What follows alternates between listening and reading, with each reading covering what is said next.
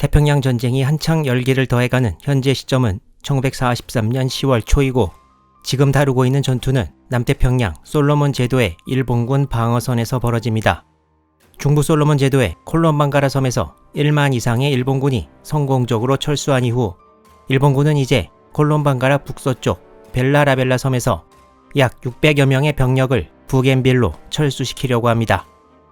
이 철수만 완료되면 미군 항공대에 직접적인 위협하에 있고 보급도 매우 어려운 중부 솔로몬 제도에서의 전선을 정리할 수 있게 될 것이었습니다. 벨라라벨라의 일본군 츠루야 부대는 보급 부족으로 아주 곤란한 상황에 처해 있었는데 콜롬반가라 철수 실시 직전에도 바다를 통한 보급은 완전히 막혀 있었고 이런 수상정찰기를 이용해 밤에 소규모의 보급 물자를 투하하는 방법밖에 없었습니다.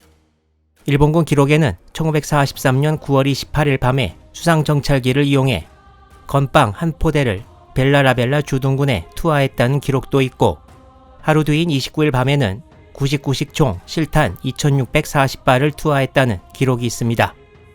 여기서 99식은 경기관총일 수도 있고 소총일 수도 있는데 9월 30일 밤에 38식 보병총 탄약을 투하했다는 말이 있는 것으로 보아 99식 경기관총이 아닌가 생각됩니다.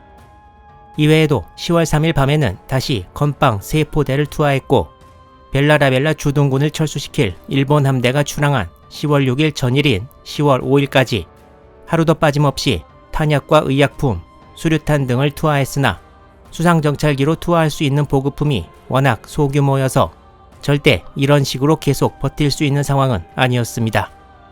지난 영상에서 간단히 살펴봤지만 1943년 10월 6일에 벨라라벨라 주둔군 구출 작전을 벌일 일본 함대는 먼저 이 6척이 야습 부대로 작전 지원, 수송 경계, 적함정 경멸을 맡은 구축함들이었습니다. 그리고 이 3척의 구형 구축함이 수송부대로 양육용 단정을 수송하게 되어 있었고 그 다음으로 소규모 함정으로 구성된 수용부대가 따로 있었습니다. 그리고 일본 함대가 부겐빌 북쪽 바다를 통해서 벨라라벨라 근해로 진입할 때 각각 3척의 구축함으로 나뉘어져 있는 미 함대가 이를 상대하게 되며 남쪽에서 진입하는 3척은 제 시간에 합류 못하는 상황까지 지난번에 말씀드렸습니다.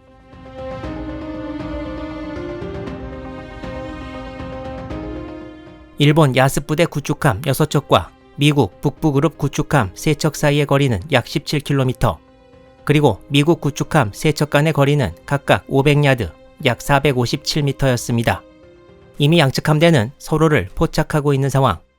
미 함대 북부그룹 지휘관 프랭크 워커 대령은 일본군보다 전력이 열세임을 파악했지만 일본 함대와 전투를 치르기로 결심한 상황입니다.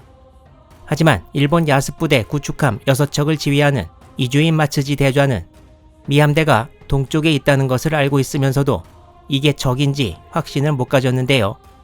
소규모 함정으로 구성된 수용부대가 동시에 북쪽에서 벨라라벨라 섬으로 가고 있어서 동쪽에 있는 함정들이 아군인지 적군인지 확실히 몰랐기 때문이었습니다. 따라서 이주인 대좌는 일단 함대를 남서쪽으로 이동시켜서 동쪽 함정들이 따라오면 적함대이고 안 따라오면 아군으로 결론낼 생각이었습니다. 미 함대도 일본 함대가 약 230도 방향을 유지하고 있는 것을 파악하고 벨라라벨라 반대쪽으로 가고 있지만 확실히 퇴각하지는 않는다는 것을 눈치챕니다. 오후 10시 43분 미 함대 레이더는 북쪽 방향에서 무언가를 포착하는데 포착된 함정들은 구축함이 아닌 것으로 확인되었고 이것은 미 함대와 일본 함대 북쪽으로 돌아가고 있던 일본 수용부대임이 확실합니다. 시간이 조금 더 지난 오후 10시 51분 미 함대와 가까운 일본 함대 그룹이 방향을 115도로 바꿔서 미 함대 전방에 우현 쪽에서 좌현 쪽으로 가로지르려고 한다는 것을 파악했습니다. 당시의 기록에 의하면 일본 함대는 가장 뒤에 따라오던 구축함이 가장 멀리 선회하고 맨 앞에 있던 구축함이 가장 가깝게 선회해서 방향을 바꿨습니다. 이주인 대좌는 일본 함대가 벨라라벨라에서 멀어지는 상황에서도 동쪽의 함정들이 자기들을 따라오자 적함대라고 결론 내리고 전투 준비를 한 것입니다.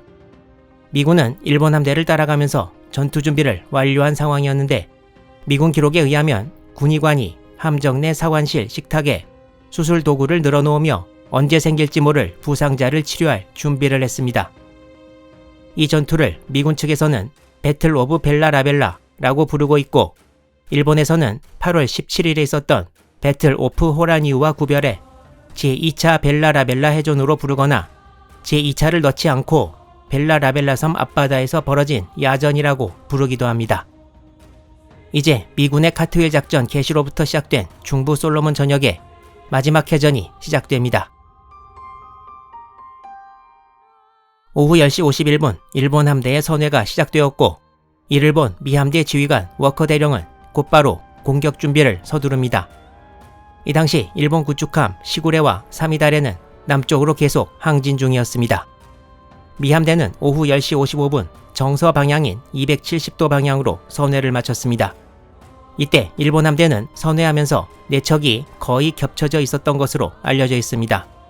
따라서 아래쪽에 있는 아키구모와 이소카제는 혹시라도 어뢰를 발사했다가 전방에 있는 아군함에 맞을까봐 선뜻 공격 개시를 못하고 있는 상황이었습니다. 미 함대 선두와 일본 함대 사이의 거리는 이제 6,000야드로 약 5.5km였고, 미 함대의 워커 대령은 어뢰 발사를 뜻하는 Execute William 명령을 내립니다.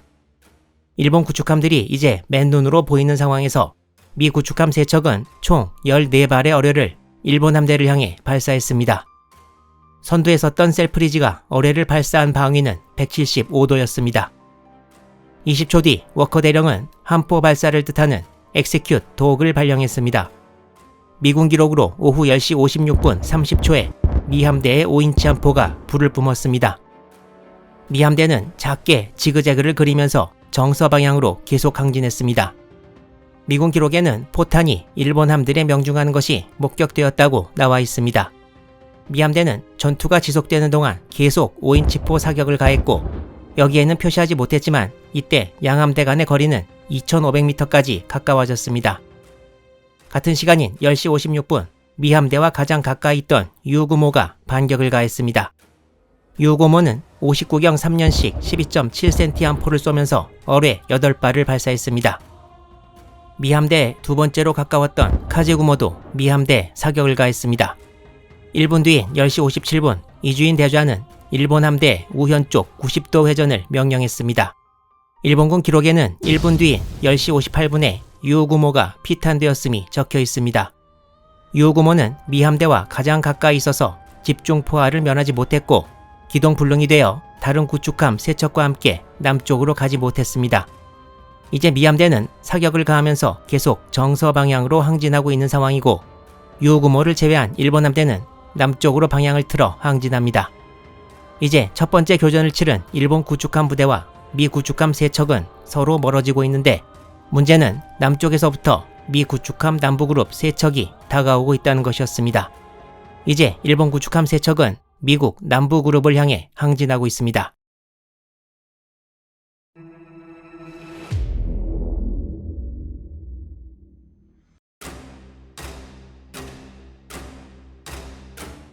(1분) 뒤인 10시 59분 미 함대는 전방 멀리 보이는 일본 구축함 2척을 발견하고 우현 쪽으로 약간 선회하면서 공격 준비를 합니다.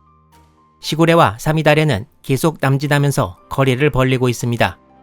그리고 2분이 지난 오후 11시 1분 유구모에서 조금 전 발사했던 어뢰 8발 중 한 발이 쉐벌리어에 명중했습니다. 쉐벌리어에 탑승하고 있던 승조원들은 2번의 폭발을 느꼈는데, 바로 명중한 어뢰의 폭발과 곧이어 2번 포탑 탄약고의 유폭이었습니다. 쉐벌리어는 2번 포탑 뒤에서 함교 바로 앞까지 그대로 절단되어 바닷속으로 사라졌고, 함수가 사라져버린 쉐벌리어는 계속 항진하면서 앞쪽으로 해수가 들어와서 마치 잠수함처럼 그대로 가라앉을 위기에 처했습니다. 쉐벌리어의 조지 윌슨 함장은 신속히 백 이머전시 4를 명령해서 구축함이 항진하면서 그대로 가라앉는 것을 막으려고 했습니다. 앞에 가던 함이 갑자기 속도가 줄어들면 뒤에 따라오던 함과 충돌 위험이 있는데, 쉐벌리어의 통신 장비는 이미 작동 불능이었고 신호수마저 기절해서 뒤에 따라오던 오베넌에 연락을 취할 수 없었습니다. 혼란 속에 시간은 2분이 흘러 오후 11시 3분이 되었고, 뒤에 따라오던 구축함 오베넌이 피하지 못하고 쉐벌리어의 우현을 들이받았습니다. 이 충돌로 쉐벌리어는 엔진에 손상을 입어 그대로 멈춰버렸습니다. 쉐벌리어의 윌슨 함장은 함 내에 남아있는 어뢰가 위험하다고 판단해서 남아있는 어뢰 8발을 전부 움직이지 못하는 유구모를 향해 발사했습니다. 이 사이 일본 구축함 시구레와 사미다레가 셀프리지를 향해 어뢰 16발을 발사했고, 셀프리지와 일본 구축함 두 척은 서로 함포 사격을 가하면서 포화를 교환했습니다. 오후 11시 5분 바다에 떠있던 유구모의 미 함대에서 발사한 어뢰가 명중했습니다. 이게 어느 미 구축함에서 발사한 어뢰인지는 불명확합니다. 쉐벌리어와 충돌한 오베넌에서는 인명피해가 전혀 없었고 기관도 멀쩡해서 곧 다시 항진을 시작하지만 이미 셀프리지와의 거리는 멀어져 있었습니다. 오베넌은 이후 계속 쉐벌리어 근방에 머무르게 됩니다. 그리고 11시 6분이 조금 넘은 시각, 시구레와 사미다레에서 발사한 어뢰 중 한 발이 셀프리지에 명중했습니다. 셀프리지는 바로 기동불능이 되어버렸습니다. 셀프리지는 어뢰를 좌연에 맞은 게 아니라 다가오는 어뢰의 회피 기동을 심하게 해서 실제로 어뢰를 맞은 것은 우현 쪽이었습니다. 셀프리지에 탑승한 워커 대령은 남부그룹 구축함 3척에 다시 TBS로 무전을 보내 전투에 참가할 것을 요청했습니다. 그리고 오후 11시 10분 어뢰와 포탄을 맞고 불타고 있던 유구모가 침몰했습니다. 오후 11시 10분이 넘어가면서의 상황은 위와 같습니다. 셀프리지와 쉐벌리어는 어뢰를 맞고 전혀 움직이지 못하는 상황이고, 오베넌도 충돌로 인해 함수 부분이 크게 망가져 있는 상태입니다. 일본 함대를 이끄는 이주인 마츠지 대주자는 더 이상의 전투가 의미 없다고 판단하고 침몰한 유구모를 제외한 아키구모 등 남은 구축함들의 귀환을 명령했습니다. 이어서 11시 17분부터 19분까지 아키구모, 카제구모, 이소카제에서 남은 어뢰를 전부 움직이지 못하는 미 구축함들을 향해 발사했습니다. 북부그룹 구축함들이 그렇게 기다리던 해롤드 라슨 대령의 남부그룹 구축함 3척은 북쪽 해역의 섬광과 폭음을 직접 목격했으나 11시 35분에야 도착해 전투에는 합류 못하고 말았습니다. 이때쯤 쉐벌리어의 윌슨 함장은 함을 구할 수 없다고 판단하고 근처에 있던 오베넌의 생존자들을 옮기기 시작했습니다. 쉐벌리어에서는 총원 301명 중 54명이 전사하고 36명이 부상을 입었습니다. 구조 작업을 마친 후 오베넌은 전투 해역을 빠져나와 툴라기로 귀환했습니다. 탄약고 유폭도 없었고 엔진도 완전히 나가지 않은 셀프리지는 어뢰 등 무거운 물건들을 버리고 오노트의 속도로 귀환을 시작했습니다. 이 사진은 함수가 일본 구축함 어뢰로 날아가 버린 셀프리지가 천천히 툴라기항으로 귀환하는 모습을 공중에서 찍은 것입니다. 셀프리지에서는 13명이 전사했고 36명이 실종, 그리고 11명이 부상을 입었습니다. 이후 남부그룹 구축함 라벨릿이 쉐벌리어 근처로 다가와 어뢰 한 발을 후미 탄약고에 명중시켜 쉐벌리어를 침몰시켰습니다. 1942년 7월에 취역한 플래처급 구축함 쉐벌리어는 1년 3개월이 채 못 되는 짧은 생을 마치고 벨라라벨라 해전에서 침몰했습니다. 벨라라벨라 해전에서 가장 먼저 침몰한 일본 구축함 유구모. 유구모가 침몰한 해역에는 급히 퇴각하는 동료 일본 구축함들이 구하지 못한 생존자들이 바다에 많이 떠 있었는데요. 이후 전투 해역으로 들어온 미군 PT보트들이 78명의 유구모 생존자를 구조합니다. 하지만 여기서 사건이 하나 생겼는데요. PT-163에 탑승 후 미군 후방으로 후송 중이던 일본 수병 중 한 명이 미군 수병에게 마실 것을 달라고 하고 미군 수병이 물을 건네는 사이 미군 수병의 총을 빼앗아 그 수병을 죽이는 사건이 일어났습니다. 이 배은망덕한 일본 수병은 처형되고 나머지는 과달카날로 끌려왔습니다. 이외에도 장교를 포함한 25명의 유구모 생존자가 뗏목을 만들어서 표류 중에 미군 어뢰정이 나타났으나 일본군은 구조를 거부했고 미군이 건네주고 간 빵과 물로 연명하며 표류하다 그중 일부가 귀환하기도 했습니다. 이 사진은 쉐벌리어와 충돌해서 함수에 손상이 간 오베넌을 귀환 후에 찍은 것이고, 이것은 일본군 어뢰를 맞고 함수 부분이 크게 손상을 입은 셀프리지의 앞모습을 귀환 후에 찍은 것입니다. 이 사진은 셀프리지와 오베넌이 누메아항에 같이 정박해 있는 모습인데 오베넌의 함수 아랫부분이 완전히 꺾여져 있는 것을 볼 수 있습니다. 미군과 일본군 구축함들이 벨라라벨라 근해에서 전투를 벌이고 있을 무렵 주로 병력 수송에 쓰이는 이런 구잠정 5척 등으로 이루어진 소규모 부대가 전투 해역을 북쪽으로 가로질러 벨라라벨라로 향했다고 말씀드렸는데요. 이 부대는 무사히 벨라라벨라 북서쪽 해안에 도착해 그때까지 남아있던 일본군 생존자 600여 명을 전부 무사히 귀환시켰습니다. 벨라라벨라 해전에서 미군과 일본군은 각각 구축함 1척을 잃었지만 미군 구축함 2척이 대파돼 이 해전은 일본의 승리로 종결되었습니다. 일본군은 철수작전을 성공적으로 완수함으로써 원하던 바를 전부 이루어냈습니다.